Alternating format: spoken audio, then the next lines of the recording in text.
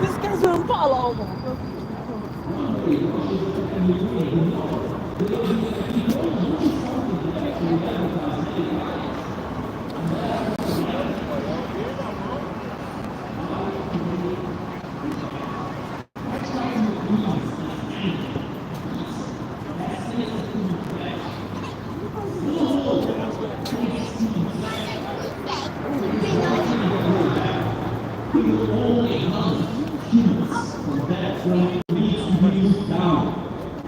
That is why Russia needs to be put down.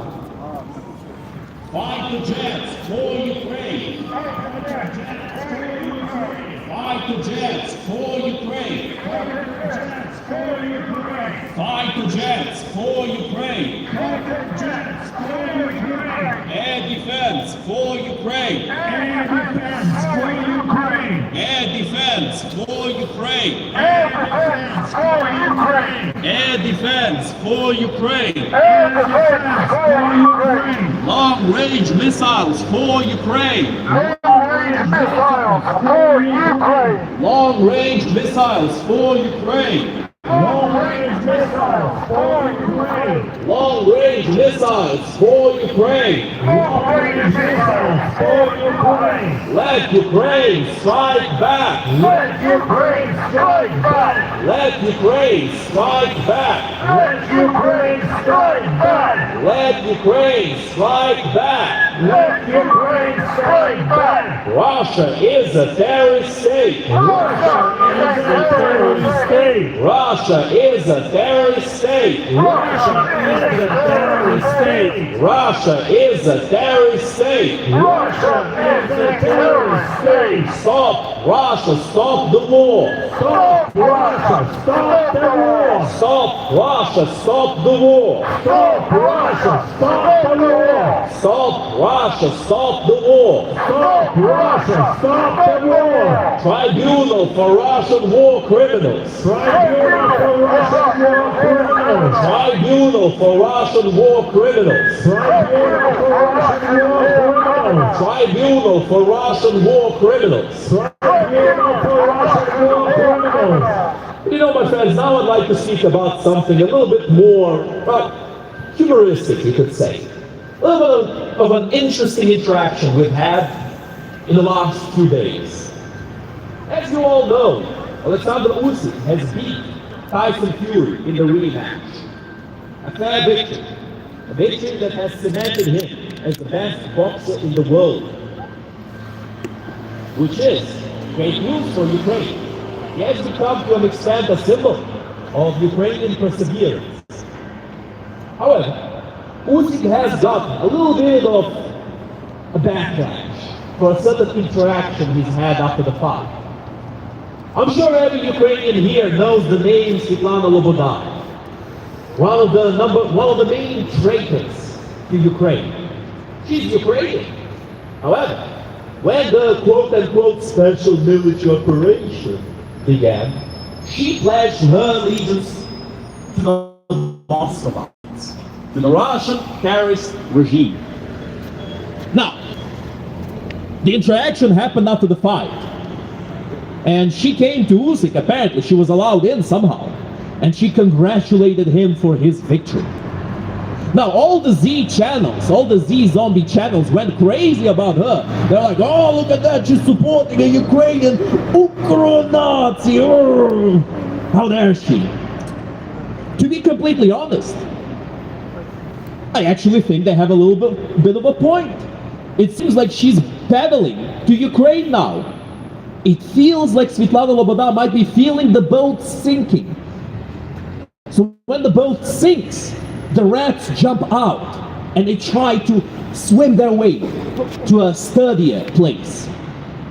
That's what Svetlana Loboda is doing, most likely, is trying to pedal a little bit to the Ukrainian side again, to say, oh, I know I said that I support Russia and the genocide of the Ukrainians, but what I really meant is that I want peace.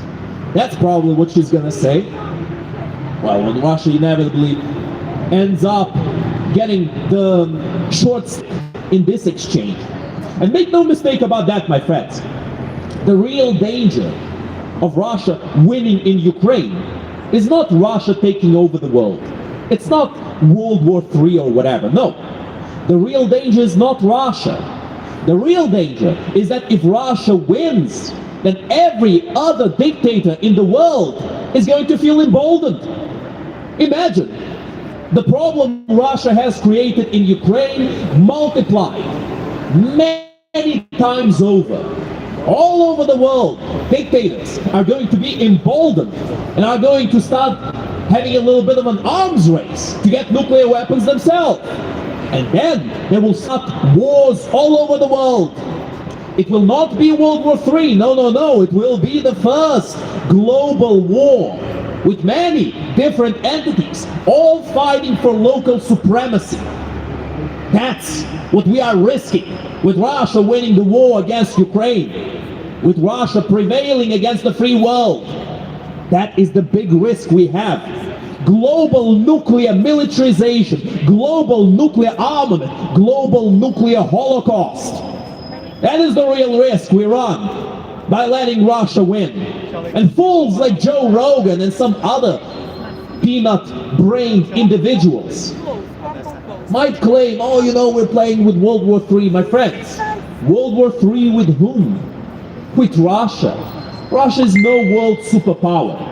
But the eyes of the world are right now still on Russia and Ukraine, to see how the free world deals with this situation, to see if the free world lets Russia off the hook and lets Russia keep what it has stolen through the dirtiest means in human history.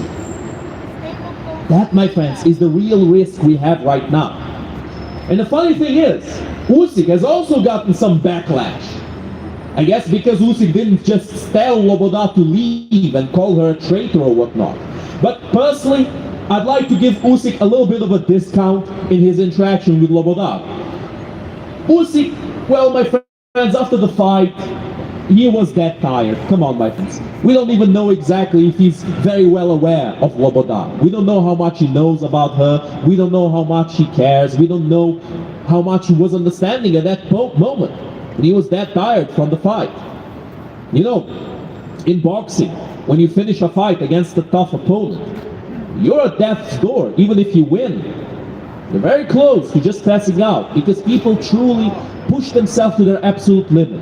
That's probably what Usyk felt like at that moment. Друзі, я б хотів також трішки сказати пару слів українських за цю тему. Я вже з кількома людьми говорив за цю невелику розмову між Усиком і Світланою Лободою. Я думаю, ви всі вже бачили відео, там де Лобода підійшла до Усика і почала йому казати: о, поздравляю, те все. І Усик їй поклонився і подякував. Не дуже гарно, я не згоден. Я думаю, Усик мав би їй сказати: іди звідси. Але, знову ж таки, після бою Усик був, просто змучений. Ми не знаємо, наскільки він багато знає за Лободу. Я вам чесно скажу, я взагалі, коли дивився відео, якби не написали на відео, що це Світлана Лобода, я б її не впізнав. Там вже десятки були пластичних операцій. Вона вже взагалі не виглядає так, як народилась. Вже її Бог не впізнає такою, як кажеться. Там пластична операція, я вже сам не впізнав її. Але хтось написав там, що це Слобода. Вона зрадниця, ми це всі знаємо.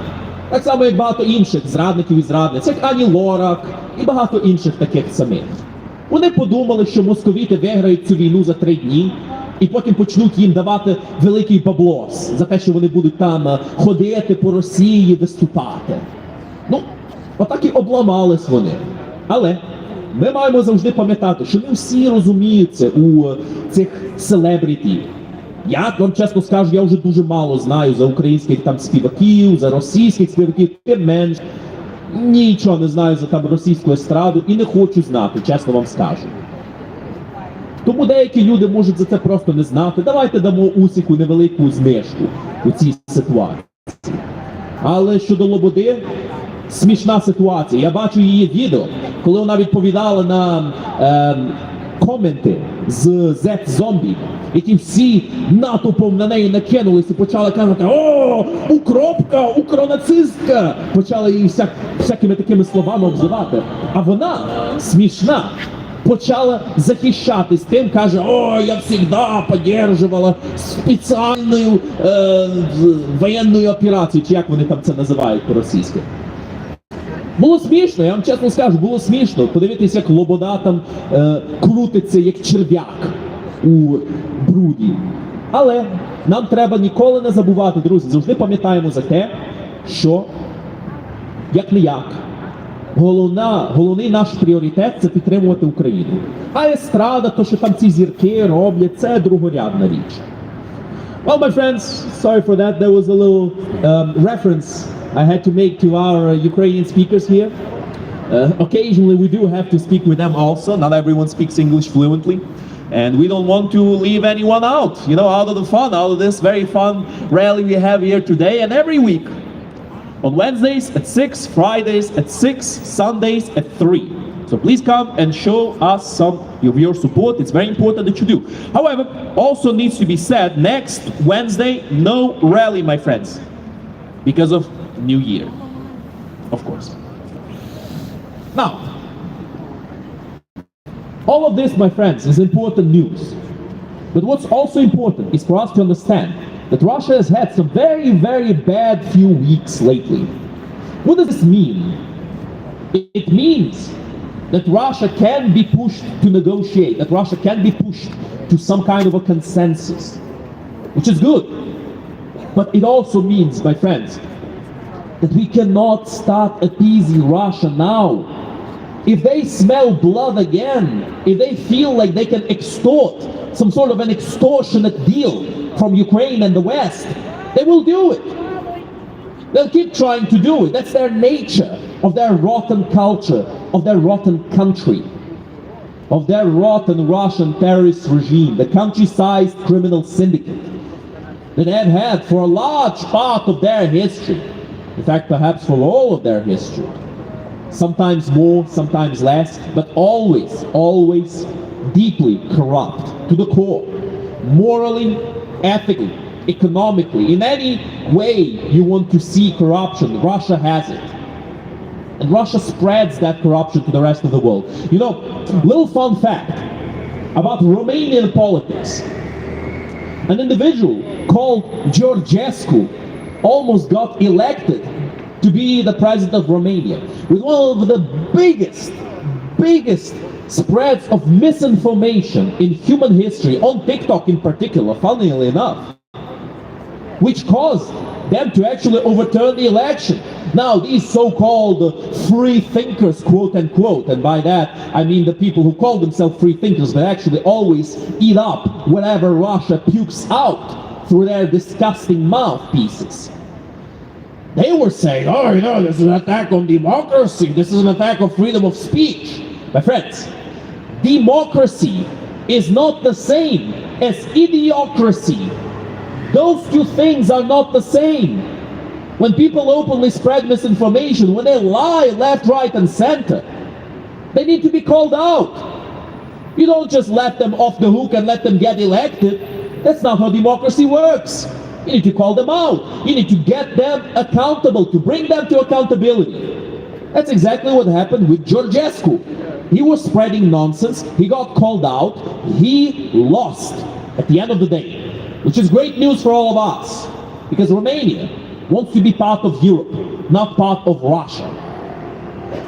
Fun fact, Georgescu does sound very much like Ceausescu. It might not be a coincidence, my friends. And we all know how Ceausescu ended his pathetic excuse of a life. Well, not so pathetic when he was stealing all of the money of the Romanians, and when he built the heaviest building in the world as his palace. That's right. One of the poorest countries in Europe has one of the richest palaces for one of its old leaders. And, you know, fair enough, the Romanians were very angry with Ceausescu, they killed him. However, sometimes some conspiracy theorists even now spread this idiotic idea that, oh, you know, Ceausescu was actually a good guy. He was not. Somebody who builds palaces for himself at the cost of his people, he's never a good guy. Look at how many palaces Putin built himself and his crooks. Does that mean Putin cares about his people? My friends, this idiotic idea that some conservatives have that, oh, you know, Russia is a conservative country, Russia defends its own interests. Yes, no. Russia defends the interests of its elites. The people are getting the shaft, my friends. The people are getting the small stick in this equation. They're getting shafted left, right, and center. They're getting violated by the regime. They're getting sent as meat to Ukraine to attack a people who only wanted peace, to attack a people who gave up the third biggest nuclear arsenal in the world to achieve that peace. That is how bad things are in Russia. I will give you my own opinion on this regard, my friends. It's a little bit of a controversial one. I believe this war that is being fought by the Ukrainians right now, it's not a war that should be fought by the Ukrainians in the first place. It's a war that should be fought by the Russians against their own regime. It's not a war of Ukraine against Russia. It's a war of Ukraine against the corrupt Russian government, with the Russian people simply sitting on the side, suckling on their thumb. What's going on with that? The Russians are getting shafted. They're getting violated by their government, but they don't seem to mind. They seem to be okay with it. My friends, we have met Russian opposition. Good people who actually oppose their government and who support us. But why is it such a small minority of people? Why is it not like in Iran, where people come out to the streets in mass? And in Iran, they were getting shot at. They were getting imprisoned. They were getting tortured in prison. Look what the disgusting Ayatollahs have done to their own people. The rich Iranian culture, an ancient history, bastardized by their extremist regime. How does that work? How does a civilization fall so low? I'll tell you how, my friends. It falls if authoritarian psychopaths are allowed to take charge. They were allowed in Russia. An authoritarian was barely avoided in Romania not too long ago, as we said. And we must do everything in our power to make sure we stop this spread of authoritarianism, to make sure that we stop the spread of Russian disinformation. Because this is the part of Russian disinformation that very few people understand. So for those who are interested, please listen to this very carefully. Russia is not selling people on the West their worldview. They have a different worldview to the conservatives, to the communists, to the Nazis of the West. They are selling something else. They are selling hundreds of different views, completely contradictory of each other. And they're trying their absolute best to make sure to create hundreds, maybe thousands of extremist opinions, of extremist conspiracy theories that will all strive to demean their own countries, strive to destroy themselves from within. Russia is planting a self-destruct virus in the West. They're not trying to sell their worldview. We've seen that in the little quote-unquote interview between Tucker Carlson and Putin. Tucker Carlson desperately wanted Putin to agree with his points about culture war. Oh, you know, we are the good guys, it's the liberals who are the bad guys, yeah? Mr. Putin, please agree with me. That was his point. He wanted Putin to agree with him. But you know what Putin did? He spoke about things that the average American conservative cares not about. He spoke about this long-winded pseudo-history he has in his mind about, oh, Ukraine, it never existed, it was always Russia. Yeah, sure. Good luck with that, buddy. The Kievan Rus never existed, it was all Russia. Where was Moscow when Kiev was one of the most important cities in Europe in the Middle Ages? Where was Moscow back then? It was a swamp. My friends, it all started with the Kievan Rus. And sure, you could say that it was the Kievan Rus that has resulted in Ukrainians, Russians and Belarusians. You could say that, there's no problem with saying that. But only fools would claim that it was Russia that started Kievan Rus. Only idiots say that. Before it was known as Russia, it was known as the Tsardom of Muscovy. Will you ever hear Putin say that? Never. He will never mention the fact that it was through the labor of Peter the Not-So-Great that Russia completely rebranded itself. Before that, it was known as the Muscovites, as the Tsardom of Muscovy. After that, Россия. Has a nice ring to it, doesn't it? A little bit of a cheeky appropriation of the Kievan Rus. But alas, so it is, my friends, that people did not care for a long time. And Tucker Carlson did not care. And your average American conservative does not care. So, in other words, Tucker Carlson went to Russia seeking for validation in his nonsense ideas of culture war. But he left empty-handed. Oh well, I guess I'm wrong, he didn't leave empty-handed. He left with a few fresh pieces of bread that he bought in a French store in Russia, whilst drooling all over Russia. Oh, look, in Russia there's such nice warm bread. Look at that, we've seen that before, have we? What utter nonsense. I mean, people like Tucker Carlson, they should be ashamed of themselves. But let's be honest here, they have no shame. They're shills, sellouts. He went to Moscow not too long ago again to get another paycheck. And he interviewed Lavrov, the horseface. My friends, it's time for us all to wake up and understand who the enemy of the free world is. Understand Russia, because they most certainly do not see you as neutral. They do not see you as friends or allies. They see you as enemies, every single one of you. They see you as victims to be conquered and subjugated to their will. And that is why we need to see them as enemies also. We need to make sure that the terrorist regime in the Kremlin does not get it their way. World, wake up! World, wake up! World, wake up! World, wake up! World, wake up! World, wake up!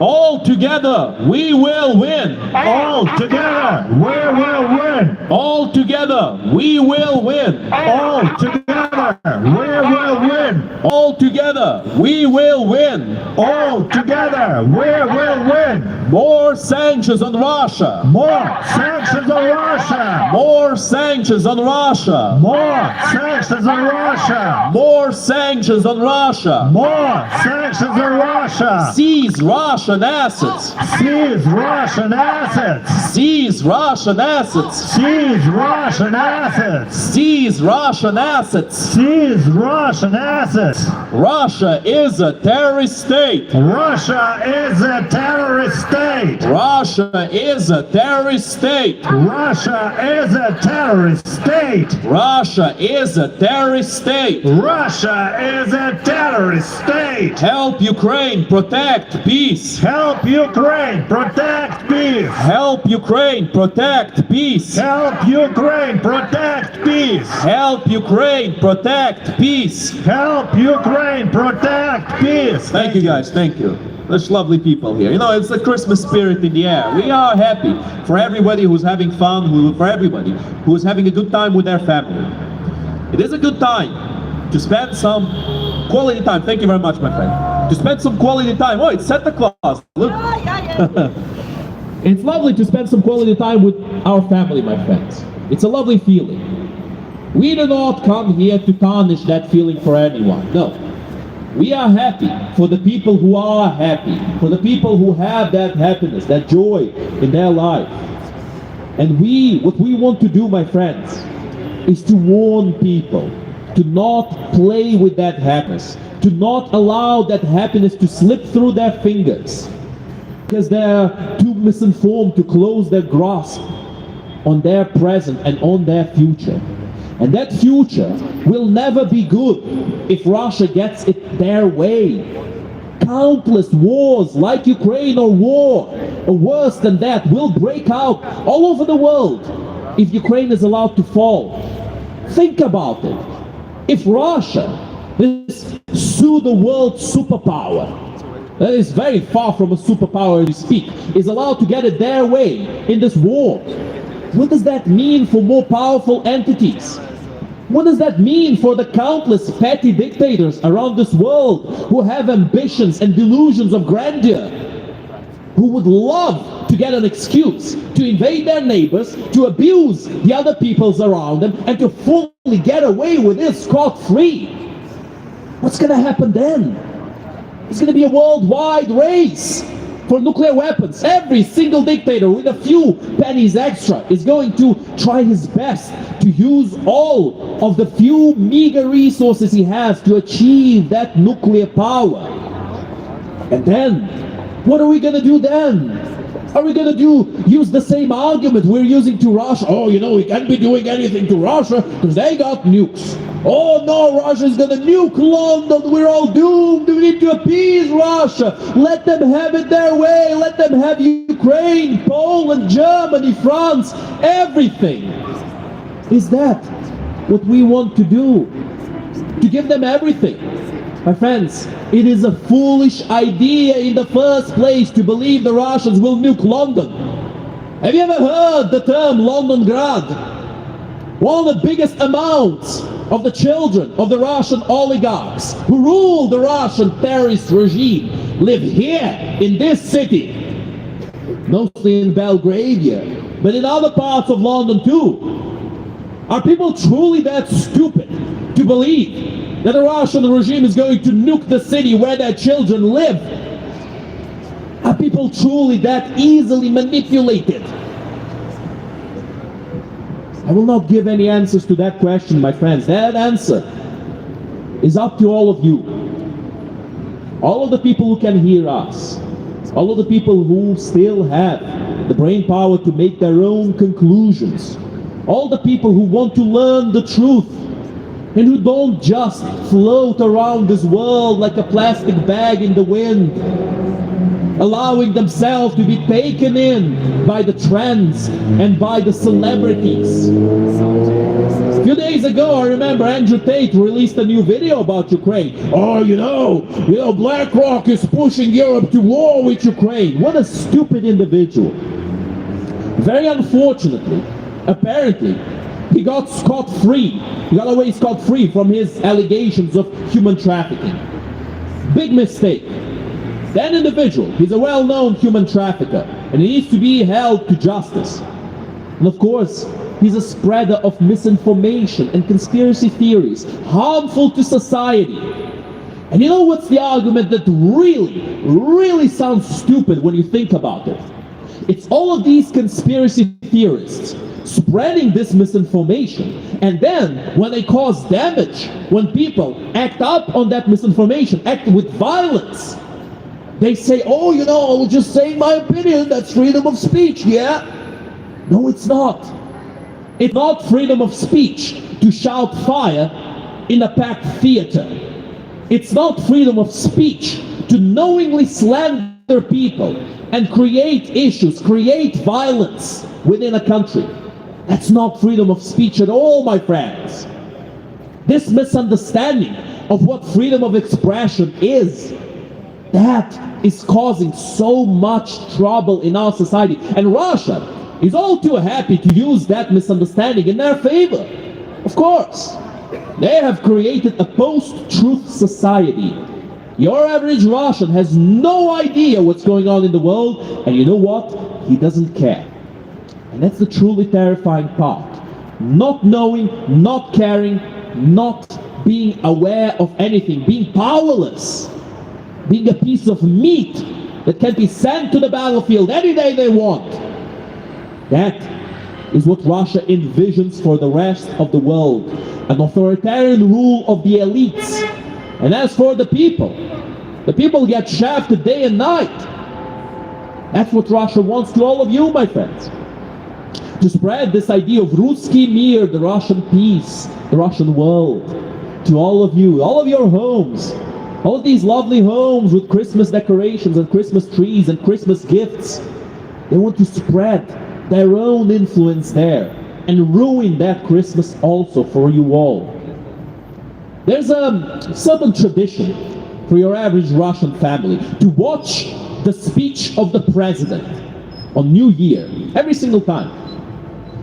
The people who are at home in front of their TV, they all quiet down when the great president is speaking, as he spreads his next batch of brain-rot misinformation to the unaware lambs, who are all too eager to hear what he is saying. Alas, my friends, that change for better has still not reached Russia. And as I said before, my friends, this is a war that was supposed to be fought by the Russians against their government. But it is not the war that most of them are fighting. Only a small minority, which is the terrifying part. What happens if the rest of the world falls for the same pitfall as the Russian people did? What happens then? Will we all start praising and worshipping the people who are abusing us day and night? A worldwide Stockholm syndrome, perhaps? Is that what we're looking forward to? Or maybe a worldwide idiocracy where truth no longer exists and everyone believes in their own personal favorite conspiracy theory? How lovely would that be? We stand here against that, my friends. We stand here for interaction with all of you. So for the people who want to interact, always feel free to join us here. Always feel free to stop and ask a question. We're always eager to interact with the people who are interested in reality, in the truth. Because that truth is further than ever now. An era of information is also an era of disinformation. But we must tell you guys, all of you, some very important information. Not too long ago, less than 2 weeks ago, in fact, the Russians have bombed the St. Nicolaus Church in Kiev. For those who don't know, he is the patron saint of Christmas. The Russians have waged a huge bombing spree in Ukraine on Christmas Day. And before and after and on every single holiday and every single feast, the Russians increase the amount of bombs they drop on Ukraine. This is easily available information to everyone. I beseech you all to look it up yourself and to look it up, to research it, to know it. The Russian terrorist regime is absolutely psychotic. They are trying their best to attack Ukraine right in the heart. And we want everybody here to know that they would do the same to you if they had the power to do as such. So it is in everyone's interest to make sure that their power does not grow but instead diminishes. Every single life of a Ukrainian saved today is the life of a Westerner saved tomorrow. And as for Westerner, we do not only mean ethnic Europeans, we mean the people who live here, who have their lives built up in Europe, in America, in the free world. Any person of any ethnicity, they will all be hurt by the Russian terrorist regime if Russia is allowed to win. Know that, my friends. Know your enemy and know your friends. Know those who warn you. Although it might sound uncomfortable to think about far away dangers, far away into the future, they're not so far away if you think about it. We are warning you, my friends, because we don't want you to go through the same suffering that the Ukrainian people have. In the name of those people who have suffered, in the name of those people who have died, I'd like to invite you all, my friends, to do a minute of silence.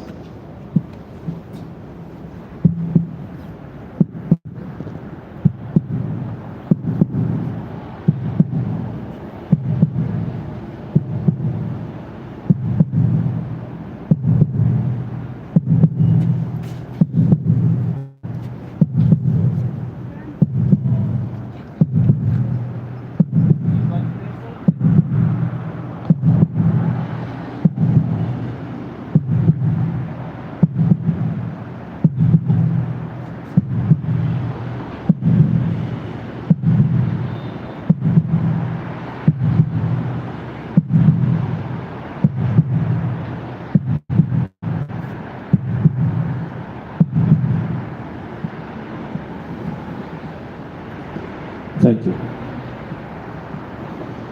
That memory, my friends, is one of the main things that distinguishes human beings from animals. Animals are incapable from learning with their mistakes of the past. The only thing they have working in their favor is evolution. And evolution is a very slow and grindy process. But humans can speed up their development. Humans can learn with the mistakes of the previous generation. They can write down those mistakes. They can't stop repeating those mistakes. We sometimes hear the quote being said, we learn from history that we learn nothing from history. It is true to an extent, but at the same time, if we had learned nothing from history, we would still be hiding in caves from saber-toothed tigers and running after antelopes in the African savannah. We would still be in our birthplace, allegedly so in Ethiopia, where the human race, the human species, the Homo sapiens sapiens began its existence. Thank you very much. Thank you. But don't worry about it, my friends. I'm not going to pull out one of Putin's qualities and go back into prehistory. Oh, in prehistory, there was Russia, and there was no Ukraine. There was always Russia in prehistory, before there was even history. That's what Putin would probably say one of these days, if his mental conditions keep getting worse and worse. Personally, when I speak to the Russian opposition, I like calling Putin Kощей Бессмертный, which is a folklore figure in Russia. It's basically this creature, this creepy Nosferatu-like creature, undead creature, who sometimes drains the life of human beings to live forever, because it's kind of immortal. That's Putin. It's draining the lives of all the Russians. But it seems like the majority does not seem to care that much. Unfortunately, the Ukrainians are fighting the war that should have been fought by Russia long ago. But my friends, I think it's important to mention also, besides all the criticism we're giving to the Russians, besides all the criticism we're giving to the West for not supporting Ukraine enough, for not giving what's necessary to finally end this war long ago, which could have been done, but still has not. We are grateful for all the aid from the West, from the people who support us, all over the world, from any country in this world, any ethnicity, all the people who support us. To all of you, we say thank you. And we must also not forget that in this country, we get more support than in most countries. This country stands out for spearheading the support to Ukraine. And that is not something we're going to forget. For that, my friends, it's important for all of us to say, thank you, Britain! Thank you, Britain! Thank you, Britain! Thank you, Britain! Thank you, Britain! Thank you, Britain! Thank you, Britain! Thank you, Britain! Thank you, Britain! Thank you, Britain! Thank you, Britain! Thank you, Britain! However, we must always remember that the war is not over. Battle continues. And so it will continue until either some sort of negotiations are accomplished. And I don't mean negotiations like the Budapest Memorandum or like Minsk agreements. No, my friends. This needs to be different. There need to be real assurances for Ukrainian sovereignty this time around, so that the free world does not get to just trickle a couple of old rusty weapons to Ukraine and then call it aid. So that this time Russia is kept at bay for good. Three options have been discussed. The first, for Ukraine to get a nuclear arsenal once more. I do not like this option personally. Ukraine has given up the third biggest nuclear arsenal in the world. To backpedal on that is to backpedal on that great move for peace. Not to mention, Russia still has a bigger nuclear arsenal. All it would do, it would put Ukraine in a very unfortunate situation where it has to outbluff Russia, which is very difficult to do as Russia has gotten very good at bluffing. I mean, it has the whole world shaking in fear, being afraid of this supposed World War III. Woo! World War III against whom? Against Russia plus who? China? China would throw Russia under the bus at the first opportunity, as they did when Putin went to China to negotiate lethal aid being provided to Russia.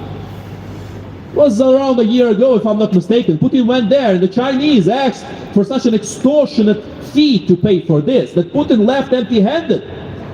They demanded that Putin would pay them, give them, provide them with gas and oil with the same subsidies as your average Russian gets. Of course, Putin had to turn down this not so generous offer. But the point is, my friends, the Chinese, they see Russia as a loser entity. They don't want to side with the loser. They're more cunning than that. They're looking for openings to exploit. And if Russia provides that opening, they will exploit it. But they will never fully commit to Russia for as long as they feel like there will be repercussions from the West. Those repercussions are our aim. Above all, the repercussions against Russia and against any other terrorist regime in the world. That is what we are here to encourage people to assist. We must make sure that the actions of the psychopathic leaders of certain countries like Russia, Ayatollah Iran and North Korea are held accountable. That is our main objective. That is our main deterrent against these terrorist regimes. I digress, my friends. We return once more to the topic of World War III against whom? World War III is not at the moment feasible. Russia, Iran, North Korea do not have nearly enough power. How are you, my friend? Have a lovely Christmas, Merry, Happy New Year, and all of that. Now, we need to be nice to people. People are nice to us, we're nice to people, right? Even if sometimes people are not so nice to us, we still need to have decorum in the conversation. Decorum is very important in all interactions. Because for us, my friends, we can't afford to start acting the same way the Z-zombies do. To start getting emotional, angry, to start swinging fists like a windmill on acid. Some people might know that reference. But my friends, we can't be swinging fists at our opposition. We need to be interacting with them verbally. And we need to question them. Why do you support Russia? Why do you support Putin? And make no mistake, my friends, they will always lose in an argument that starts with the question, why do you support Putin? Because there's no reason to support him for Russians, for non-Russians, for anyone. There's no reason to support them at this point. They have been brainwashed to do as such.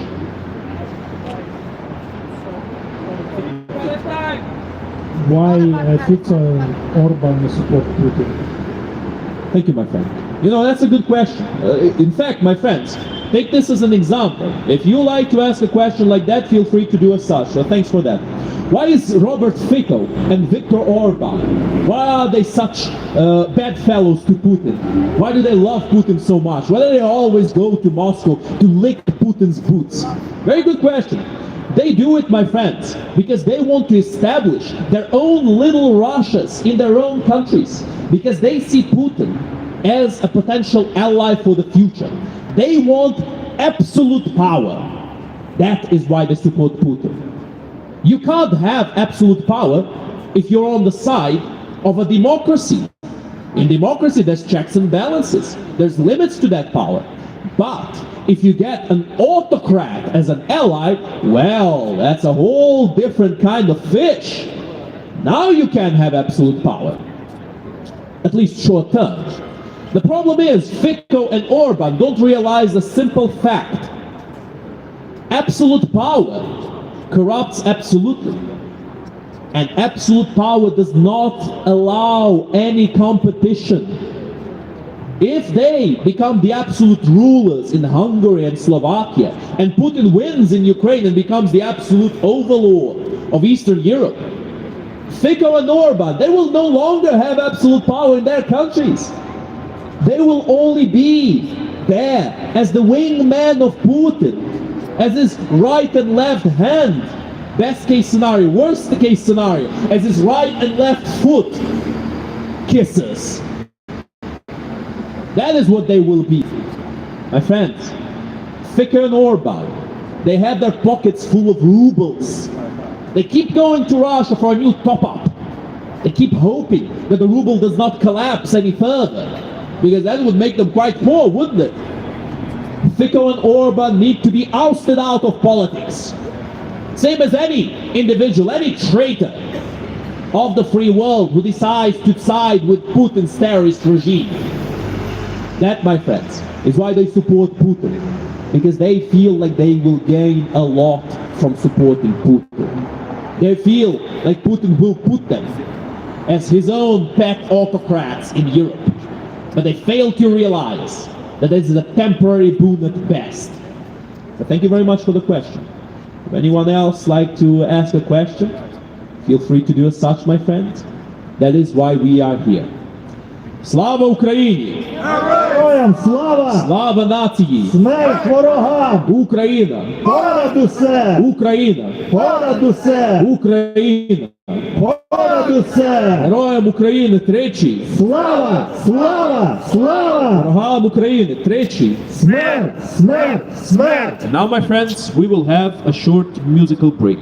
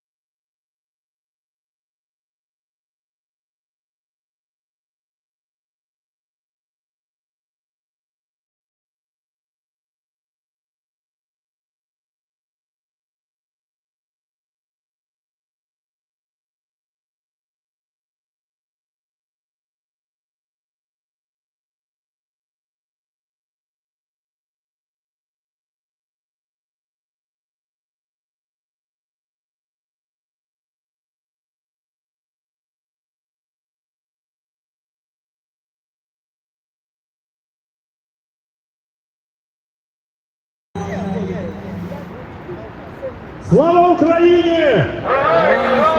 Слава Україні! Слава Україні! Слава нації! Україна! Україна! Україна! Нашим славним захисникам і захисницям тричі! Слава! Слава! Слава! Good on. Thank you. I'd like to start by saying, can we have more sanctions on Russia, please? More sanctions for Russia! More sanctions for Russia! More sanctions for Russia! More sanctions on Russia! Thank you. My name's Tom Sedoni here, and this evening I'd like to talk about, address the points made in Putin's speech on the 19th of December and have a review of the year from the Russian perspective. As I always say, I'm very happy to take any questions either whilst I'm speaking or afterwards. So if anyone's got anything, please ask away. So first of all, on the 19th of December, Putin gave a very long, rambling 3-hour presentation to the invited audience, who no doubt asked us a number of invited questions about how things were going in Russia. And as people who attended here before, that I'm primarily interested in economic affairs. So the first thing I'd like to address is Putin's open rebuke of his quite talented central banker, Aviation. In this, he said that perhaps interest rates have been held too high for too long, and perhaps it was now time to review that. For people who are familiar with the latest performance, he's managed to keep the Russian economy going effectively since 2014, and even addressed promptly the invasion of Crimea. In his speech, Putin said that perhaps interest rates have been too high for too long. Now, she was speaking on the 20th of December, the day after this interference from Putin, and in the previous presentation she said that she would rise interest rates as long as it was necessary and there's inflationary pressures in the Russian economy, because it was very important to maintain the integrity of the Russian economy.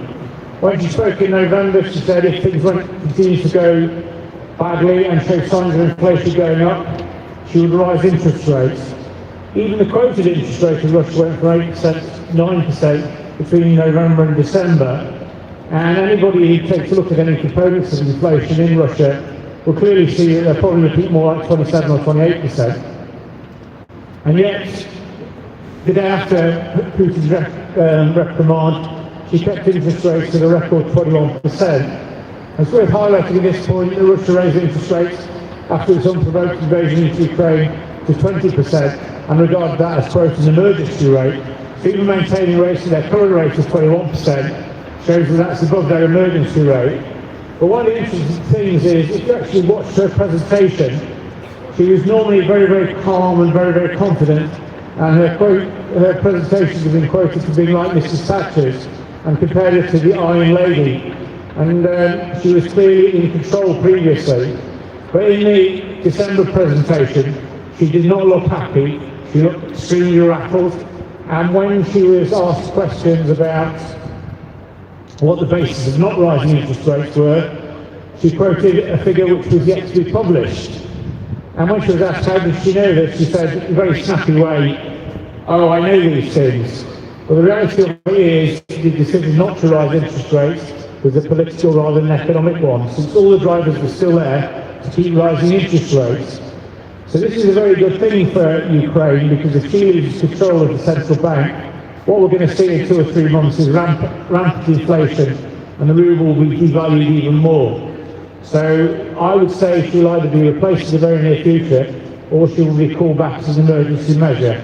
So it's actually a good thing that she started to lose control, and there's evidence that she started to lose control.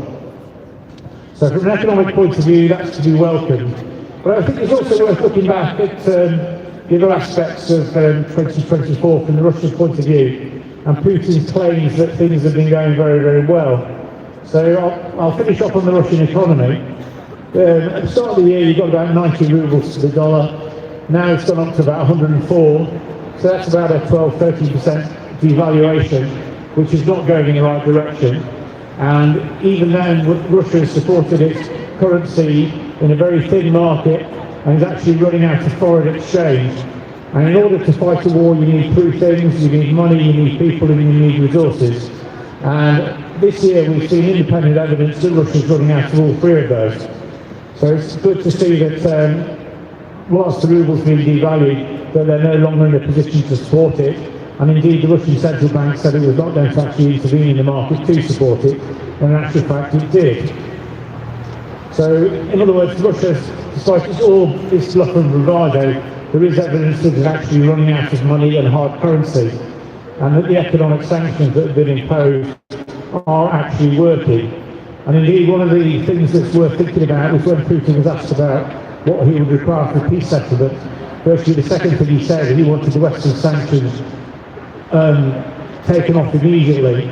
So for a man who previously had said he welcomed the sanctions to help the Russian economy, why then did he want them taken away straight away? So clearly he's saying one thing, but in reality the sanctions are starting to hurt. And ways in which we can see the sanctions are starting to have an impact is the damage that's actually been done to Russian technology that's out there. So for example, we're seeing their airliners catch fire. There's examples of that happening in Bangkok, and Russian airliners falling off the end of runways because they can't stop because the brakes don't work. And the aircraft that Russia seized at the start of the invasion from the West, leasing companies like Airbus, for example, they're no longer receiving spare parts for, and these planes are now starting to not work. So another example where sanctions are having an impact is Russian farm machinery. The Russian harvest is down 20% this year, and even Putin admitted it was down 20% this year.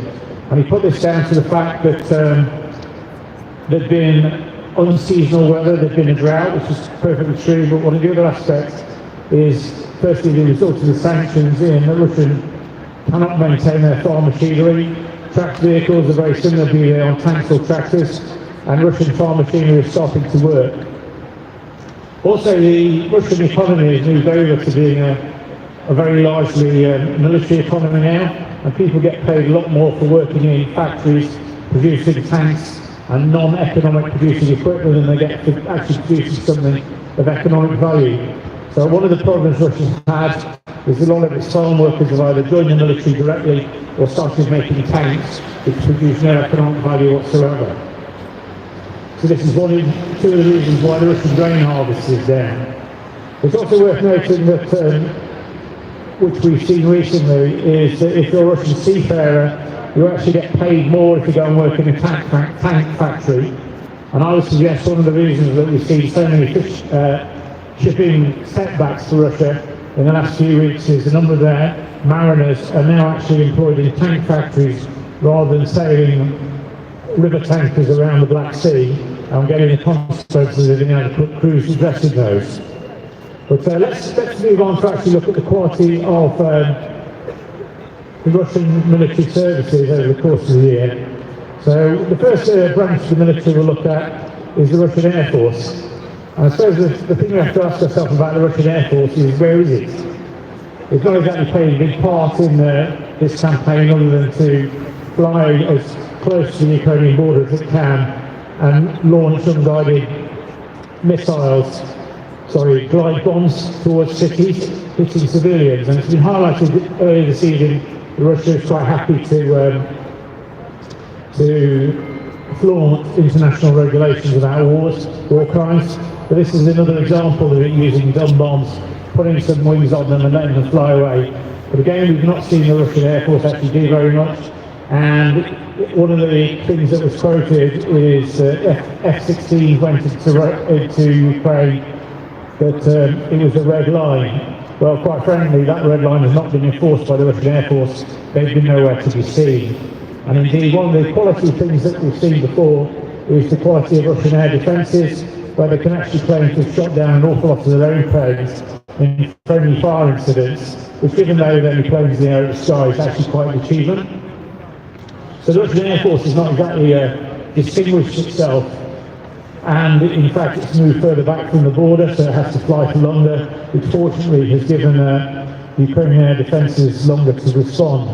But to my mind, the greatest thing that the West should have done is to allow the Russian aircraft to be shot down over Russia before they launch their glide bombs, because then you only need to hit one target rather than 3 or 4. So it'd be good to see the West relax restrictions on air-to-air missiles and allow them to attack the Archer bombers rather than try and hit the bombs themselves, and that would be the most effective way of doing it. The next service I think is worth talking about is the quality that the Russian Navy has brought to the party. So Russia has seen a massive expansion of its submarine fleet, particularly in the Black Sea this year, in that they could claim themselves to be the only naval power in history to actually lose to a country without a navy, which is actually quite an achievement. Regularly we've seen Russian ships sink, and in the past it's been helped by Ukrainian missiles, but they've decided they can do it on their own now and just not maintain them and put them out to sea. So we've seen Russian ships sinking. Now, as an individual, I'm always very cynical about what's publicised by either side, belligerent side in a war, and there is a good argument that perhaps the Ukrainians were exaggerating their successes against the Russian Black Sea Fleet. Well, there's two things I'd like to draw people's attention to here. The first is the fact that the Russian Black Sea Fleet has withdrawn from the Black Sea, which is hardly the act of a country which is doing very, very well. Another one, which is more my way, which shows that the Russian Black Sea Fleet is being completely unaffected, is that insurance shipping rates for grain in the Black Sea have actually returned to virtually pre-war conditions. So if there's any threat whatsoever from the Russian Navy or the Russian military, these rates will be considerably higher. And it's also worth highlighting that there's been talk about NATO becoming involved in the war in Ukraine. The first actual NATO combatants to get involved in the war in Ukraine was the Romanian Navy when it demined the coast off Romania and allowed Ukrainian grain ships to come out of Odessa. That was one thing that I think more publicity should have been made of. So we've seen the success of the Russian Navy, but a recent so-called success of the Russian Navy is their withdrawal from their Syrian port, where they fled in front of the Turkish opposition taking power and tried to get out of artillery range. But in their speed to evacuate themselves, they failed to put enough fuel in their ships, they failed to put enough food in their ships, so now those ships are just sitting off Syria waiting to be supplied. And the evidence for this is the recent attempts of the Russians to try and get ships into the Mediterranean to supply them, and they're trying to do it rapidly because they don't want the ships hanging around off Syria not actually doing anything, because it shows their weakness. But it also shows the inadequacy of their military, that they can't even sail ships across the Mediterranean without them breaking down or sinking. And it'd be interesting to know who actually insures those ships. So the Russians' foreign adventures outside of Ukraine have not gone well in Syria, and this is an example of their weakness. So for example, they even had the affront to say to the new Turkish regime that they should honour the treaties made by their predecessors because Russia was paying for it. But the question to ask there is the Russians agreed to bomb people, so presumably why should the Turkish regime honour previous agreements is beyond me, and why Russia even begins to think that that might happen. But we'll have to see. But going back to Putin's talk on the 19th of December, he said the Russian withdrawal from Syria was actually because they'd achieved what they wanted to and got rid of Islamic extremists, which was a bizarre claim that the Russians were actually fleeing. And the Russians have tried to put a brave face on this by claiming that they can use air bases in Libya. The air base in Libya is wholly inadequate for supplying what used to be supplied, and is also on the verge of being overtaken by rebels anyway. So Russia's claim that it wasn't a setback is either Putin's living in his fantasy world, which some of us think is the case, or they need to face a large scale of reality. But the other group of people that we should highlight here are the Russian intelligence services. So why is Russia so badly prepared for what happened in Syria? If we actually look at what happened to the Americans in Afghanistan, the collapse of an authoritarian regime is extremely rapid. So why the Russians were caught napping, they should really, their intelligence services should have been aware of this. So this is another example of Russia trying to put the bluff and bravado on, but when we actually look at what actually happens, we see the total inadequacy of their actual response on the ground. And it's interesting to see the Russians retreating very, very rapidly from the two bases that are usually highlighted, the Air Force Base and the Sea Base, but there's a number of forward operating bases which the Russians rapidly evacuated, and you can see them fleeing back, and you can see their convoys leaving. So this is actually tangible proof that things are not going well in Turkey for Russia, and it shows that Russia was unable to actually support its troops, because I would argue that its elite troops and its best troops have been deployed to Ukraine to try and fight the war there. And let's move on now to the quality and the achievements of the Russian army this year. Well, they've made grinding progress in certain fronts, but the most notable achievement for the Russian army is the complete failure to defend their own homeland. Because as a dictator, Putin makes a big thing about maintaining the integrity of his homeland, and yet, once again, I'll highlight the inadequacies of the Russian intelligence service. They didn't notice the Ukrainians getting ready to invade Russia. And then when the Ukrainians occupied part of Russia, rather than respond as they should have done, they put in conscripts, FSB troops, who are basically militia to control civilians, and the Russian army, rather than put in one united force.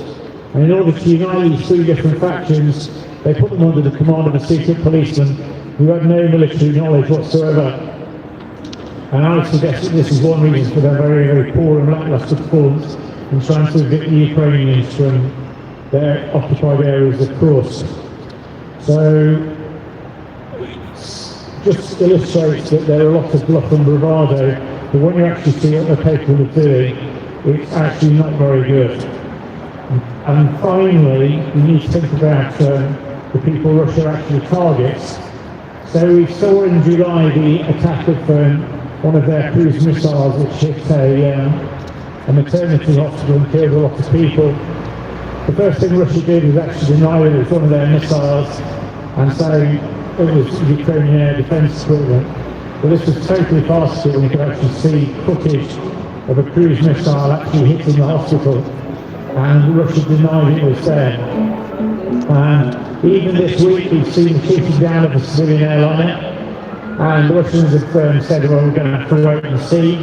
But for people who remember and saw the damage to the Malaysian airliner MH17, whereby if you actually look at the damage caused by anti-aircraft missiles, it's actually peppered holes in the fuselage, and this is actually what appears on the plane that was shot down the street, killing 36 people. And we could also think about the inadequacies of Russians.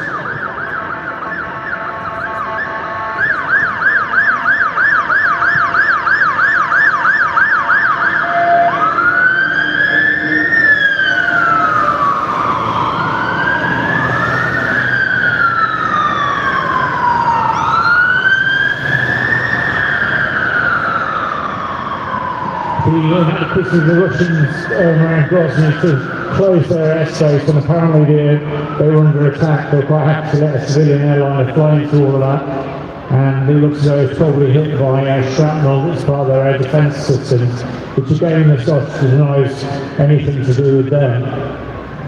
And on the subject of missiles, we hear Putin talk about his hypersonic Orezhnik missile and how effective it is and how it's nuclear capable. Well, the first thing to address about that is it's a ballistic missile and it goes outside the Earth's atmosphere, so therefore it's going to be hypersonic. So actually saying a ballistic missile is hypersonic is a pretty pointless statement. It's also a fact that it was an intermediate range nuclear capable missile, which there was a treaty on the development of those, which Russia was actually breaking in the development. And once again, it just highlights the fact that Russia doesn't actually honour its treaties, it just says other people should honour theirs. And also on the subject of what you can project your power with, it's also interesting to note that the Ukrainians use a scooter to project their power into Moscow and take out the Lieutenant General and his colleague, whereas the Russians launched one of these hypersonic yes, it well may be, but it's certainly hyper expensive to take out a relatively minor target. So in terms of bang for your buck, launching a missile like that against a factory is not economically viable to carry on with, and also they just pay a lot for those missiles. So Putin can end the year saying, yes, he's made some progress in Ukraine, but at a staggering cost in terms of men. Keeping his military in the field has cost him a great deal of money. Circumventing sanctions has cost him a great deal of money. He's lost a great deal of prestige in the sense of he's lost Syria, and he's also imposed economic disasters on other people. And this is a result of his shadow fleet, which, as anybody familiar with ships will know, ships 50 years old. So the first two Russian river oil tankers that sank were both over 50 years old, operating in an area where they were not designed to operate, and operated by crews who were inexperienced. So it's not surprising that there was an ecological disaster. And it should also be noted that the Black Sea is a relatively benign environment for ships. Russia is operating its dark shadow fleet in the areas of the Arctic, where currently it's 24 hours darkness, shifting ice flows, with creaky old ships and inadequate crews. So there's going to be Exxon Valdez type disasters on the horizon, and it's worth thinking about those. And also Russia claims that it will pay the insurance claims for these. Whether it will or it won't remains to be seen, but this is, to my mind, an excellent reason why the shadow fleet ships should actually start to be impounded. This is in addition to the sanctions that have been imposed against these ships by Britain, the EU and the United States. And that's what I'd like to conclude with. Has anyone got any questions for me? Have to take any questions? Let's do a brief Q&A. Could you explain to everyone here on the importance of a threat of secondary sanctions? So, you know, countries which might be affected who are sitting on the fence.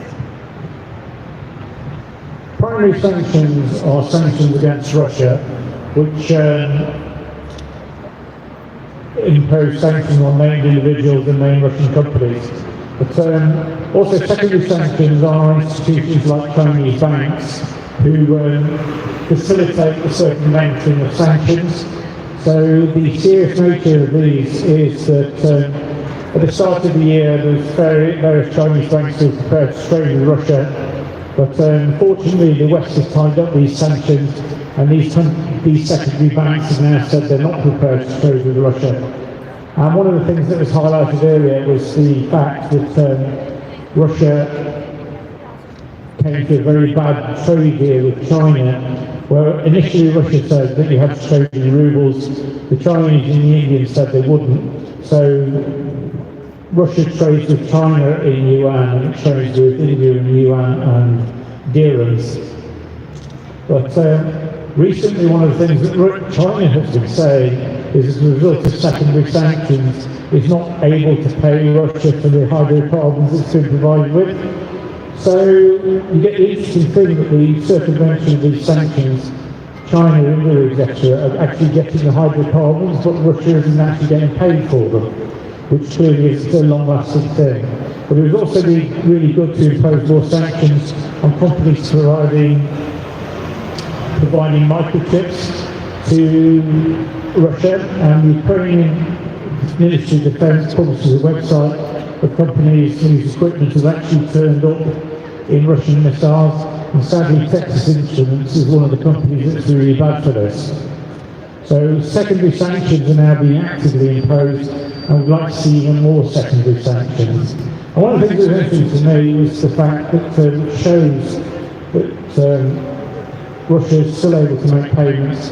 There's a number of luxury goods which are still making it into Russia. So recently there was a program which showed luxury cars going into Russia. How these are being paid for remains to be seen, but it does show that sanctions have been circumvented, but also that Russia's wasting its foreign exchange buying pointless items like nice big Mercedes. Any other questions?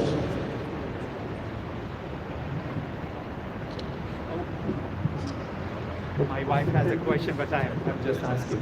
It's about a declaration by one of the EU commissioners, Commissioner on Defense, said that whole EU is producing during the whole year an amount of weaponry and ammo as much as Russia produces just in 1 month. For how long Russia can continue like that without the economy collapsing? The Russian military is received a great deal of Soviet-era equipment, and a lot of the tanks that have been produced are Soviet-era, and they're also refurbished Soviet tanks. So a lot of the defence industries in Russia is producing and refurbishing Soviet tanks.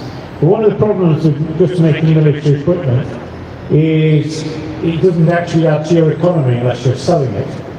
So if these tanks are being sold to the Middle East, Taiwan, India, they'd be bringing money into the Russian economy.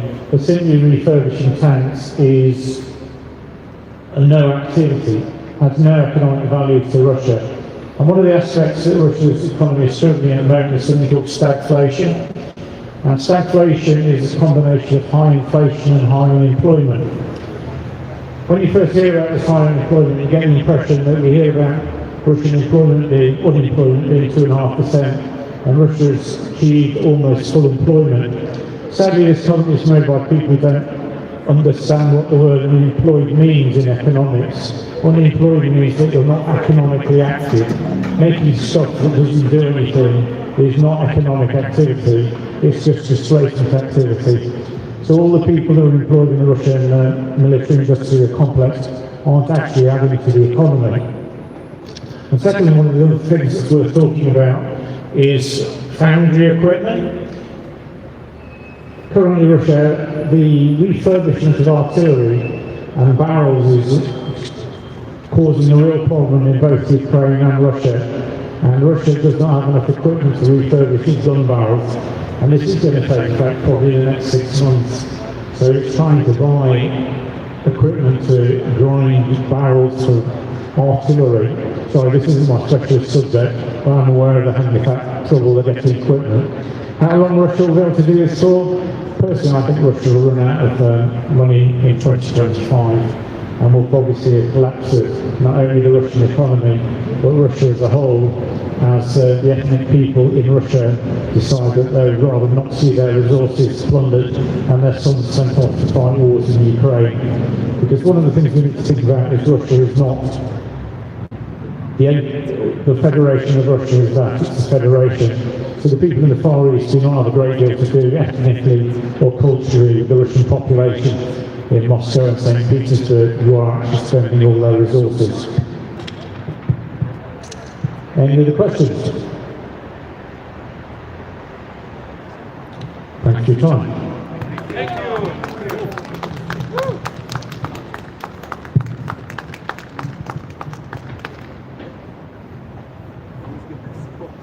Слава нации! Слава нации! Слава нации! Glory to Ukraine! Glory to Ukraine! Glory to Ukraine! Ukraina! Ukraina! Ukraina! I'd just like to follow on from what Tom mentioned about the plane crash which happened in Kazakhstan. Yeah. And this was flight 8432. And this plane crash landed in Akhtar on Christmas Day in the morning. And within a few minutes of the plane crashing, the Russian propaganda machine kicked in, and for some reason the Russian air services were saying that this was due to some birds colliding with the plane engines. And this story came out within minutes of the plane crash. And the usual sequence is after a crash happens, there is a period of usually several hours before some sort of official statement comes out. And of course it's important to point out at this stage that, or rather to remind ourselves at this stage, that the plane was owned by Azerbaijan. So really this statement should have come out from Azerbaijan. And Russian airline has really had nothing to do with this. The plane initially took off from Baku in Azerbaijan, and it was flying to Grozny in Chechnya.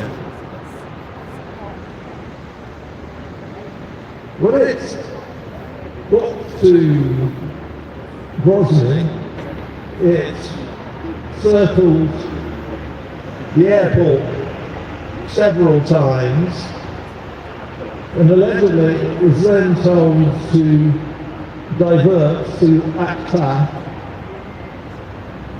in Kazakhstan.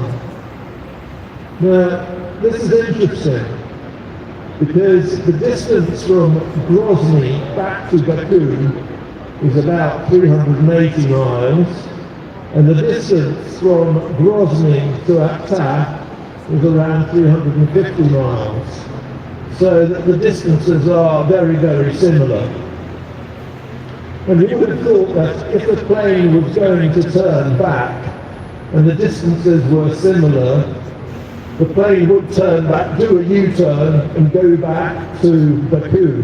But oh no, the plane was told, instructed, whatever, to fly across the Caspian Sea to Akta. When the plane crashed, there were obvious shrapnel holes in the tail section of the plane. And these are very characteristic shrapnel holes, and aviation experts and military experts such as Sibylline say there is no doubt that the plane was attacked with a surface-to-air missile.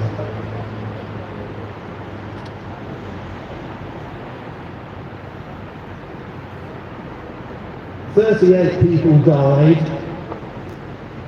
There were 29 survivors. And of these, 2 survivors have already given their account of what happened. When the plane circled the airport at Grozny, there were 2 external explosions outside of the plane, and shrapnel flew inside the plane. The protection vests were pierced by the shrapnel, and it is very strange that the plane was told to fly onto Akta across the Caspian Sea. And this seems like a deliberate strategy from the Russians to hide the evidence. They were hoping that this plane, which had been shot down, would crash in the Caspian Sea and all the evidence would be lost.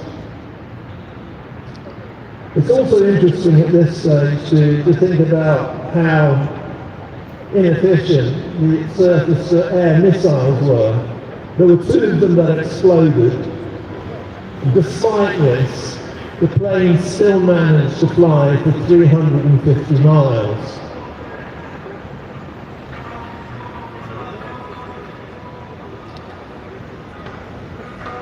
The airspace should have been closed, and one of the first statements that came out of Azerbaijan on Christmas Day pointed out that the airspace had not been closed.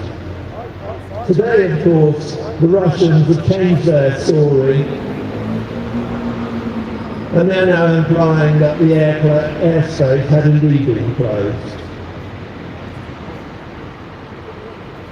it really looks like the Russians are concocting the usual mixture of stories to throw chaff in the air to cover up what happened. Another sign is that at roughly the same time there was a second plane that was flying from Baku. And this plane had the president of Azerbaijan on it, and this plane was flying to Moscow. And as soon as the news came through that the first plane had crashed, the president of Azerbaijan ordered his plane to do a U-turn and to fly back to Baku. Allegedly, this was because the president wanted to supervise the recovery operation. Now this sounds a little bit thin, as the plane crash had actually happened in Kazakhstan. It seems highly unlikely that the president of Azerbaijan would be able to advise on how to conduct the recovery operation in Kazakhstan. More likely, the president of Azerbaijan thought one plane has been shot down by a Russian missile. I think I'd better get back home before my plane is targeted.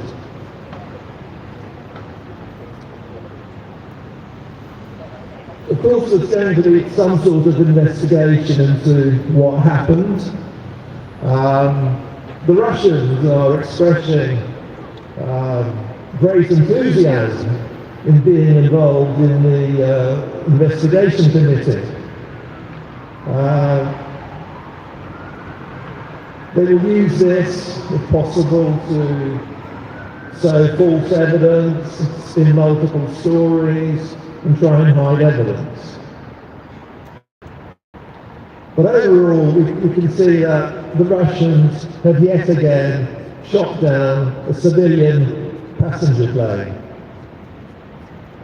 This is very similar to what happened with MH17 over 10 years ago.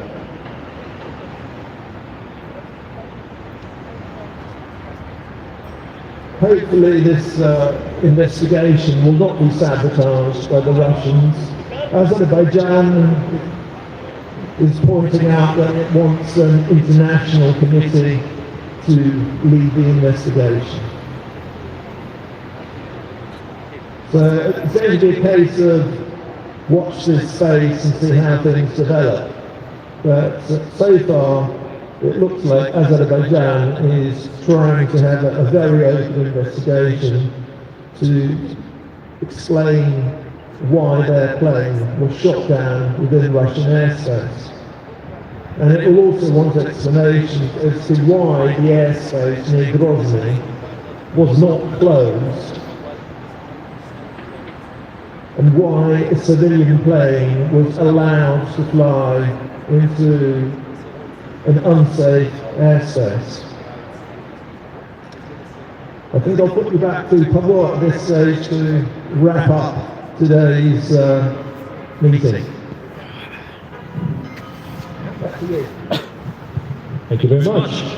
You know, my friends, I'd like to quick mention here, If any of you are approached by some individuals who claim, thank you very much, who claim that, oh, you know, I don't want to be supporting Ukraine, so Ukraine is the most corrupt country in the world, oh, the Ukro Nazis, that kind of stuff. Please inform some other people. Please tell me, my friends. I love these people. I love the individuals who come to us saying, oh, you know, I don't want to send any weapons to Ukraine, no more foreign wars, but all of you should go back to Ukraine, yes. I love these people. I love them with a passion. You know, it's like, even if we ignore the absolute hypocrisy of someone who wants to send nothing to Ukraine and wants to just send everyone to Ukraine to fight with sticks and stones, even if we ignore all that, the fact still remains that modern wars are not won with meat waves, or else Russia would have overrun Ukraine long ago. The point is, my friends, meat wave tactics. Sure, they worked in the Soviet Union against Nazi Germany because they had overwhelming numbers. They worked in the Korean War because, once again, overwhelming numbers. They do not work now. We need those weapons, my friends. This war could have been finished long ago if Ukraine got those weapons. And Ukraine never asked for boots on the ground because it didn't need them, still does need them. However, my friends, Ukraine does need aid. And that aid is what's going to end the Russian terrorist regime. Now this is the thing that we need to talk about, my friends. This is the argument we need to give. I'd like to thank you all for coming here today. And now, my friends, we're going to end this rally as we started it with the Ukrainian anthem.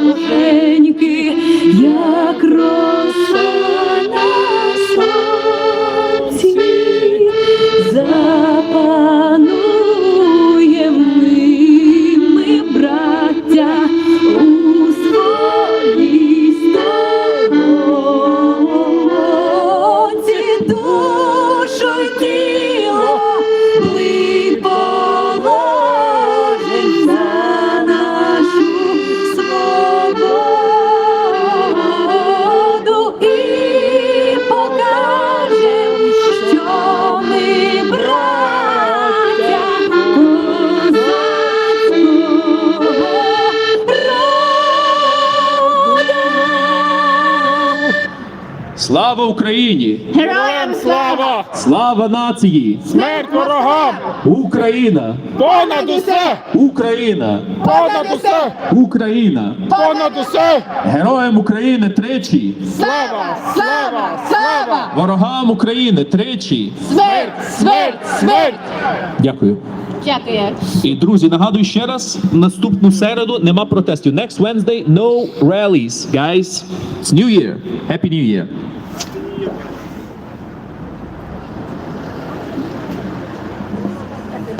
Люкас, а ти можеш мені відправити це відео? А ти лайв робиш, Лайв, так? лайв. А, окей. Супер. То ти можеш знайти і лайф. Як холодно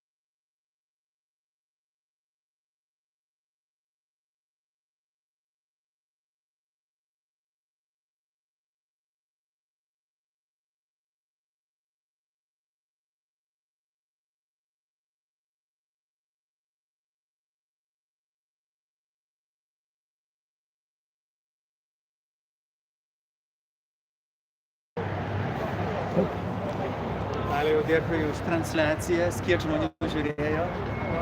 Čia reikia pabaigti, tada man.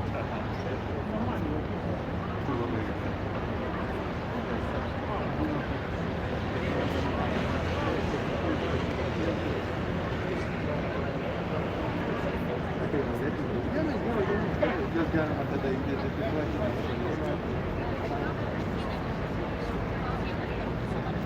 Gerai, tai jeigu nepasimatysim, tada davingu naujų susilaukti 20.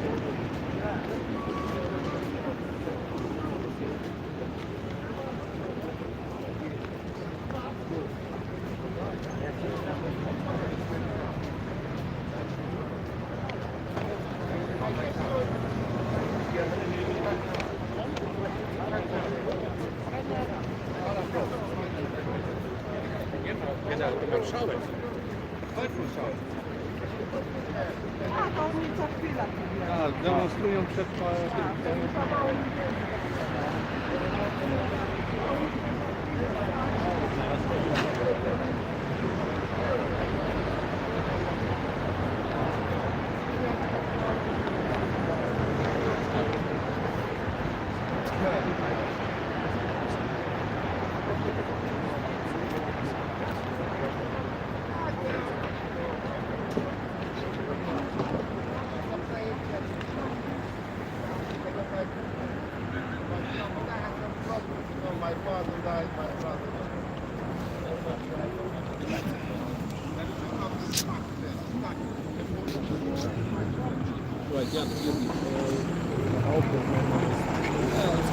Азербайджан?